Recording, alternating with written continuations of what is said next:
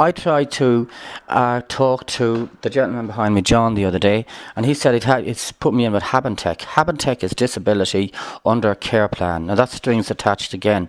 It seems to be a care group that's always trying to put you into property and key in a care element whereby it promotes, it's all part of the care industry. Now here's the thing, on leaving this place, I wanted to leave as quickly as I could when I get in.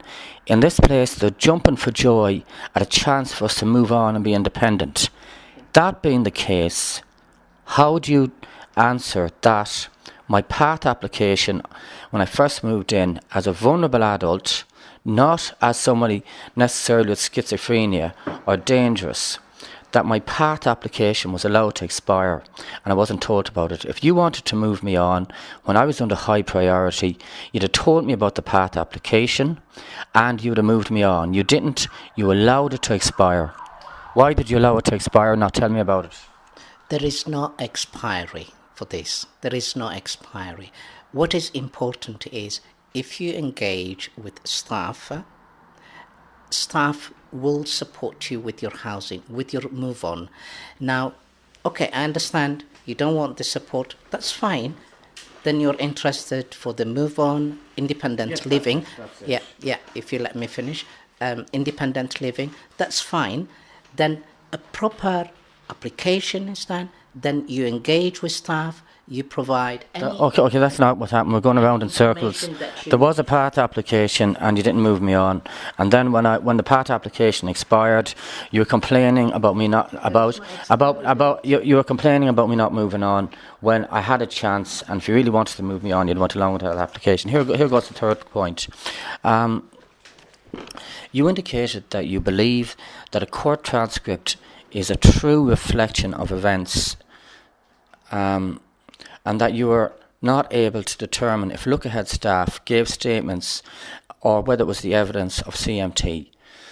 That you do not believe court transcripts are a true reflection of events. What happened basically was, once I was falsely committed under a lie at GP surgery, whereby I passed the sanity test and I said I was agreeable, and then they said I was disagreeable.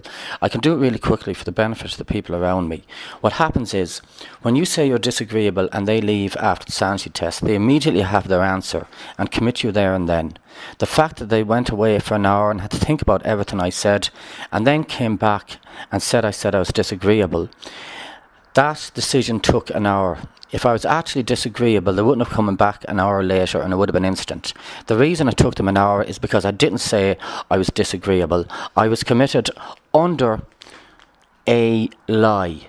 I had my liberty taken away, I was taken hostage and I was medically assaulted and all the rest of it. Now here's the thing about it.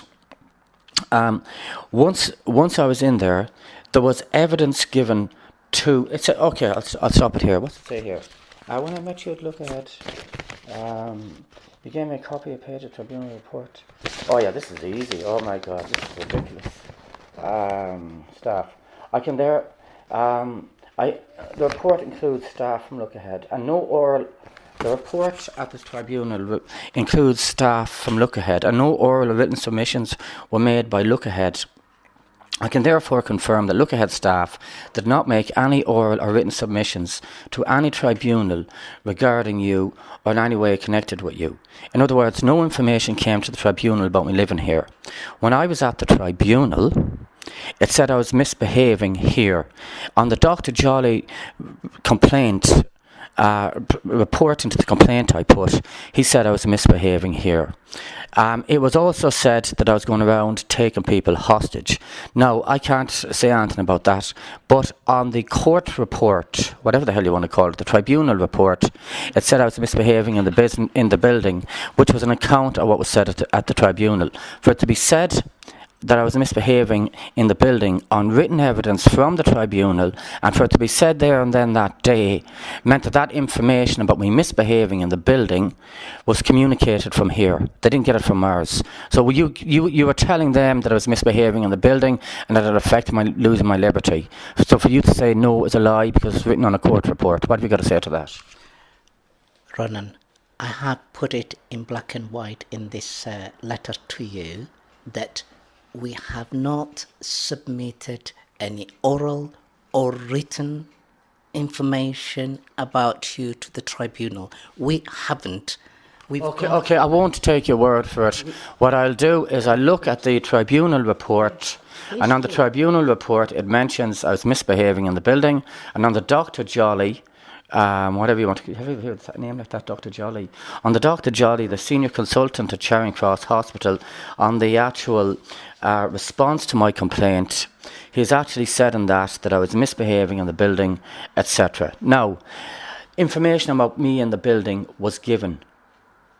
They had to ask you for you to give them that information. The information was given. There's no question because it's written in the actual court report.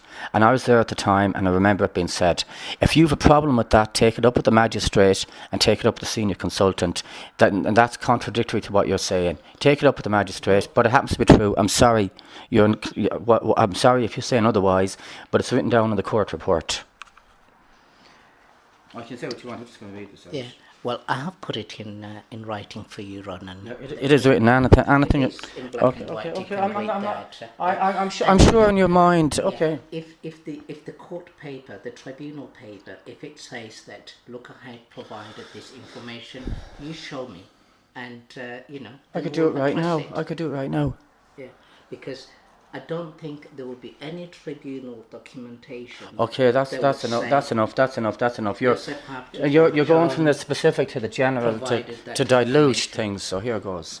When asked how you would like the above issue to be resolved, you stated you'd no faith in the management team and you'd like to be given priority to move out into independent accommodation within a month. And let's see what it says here.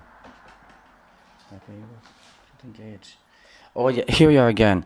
It says that you were sad about how I felt, but in order to resolve it, you'd be more than happy for me to meet with me again and for me to engage with you supporting me. In other words, that's you knocking on my door trying to push more care plans on me.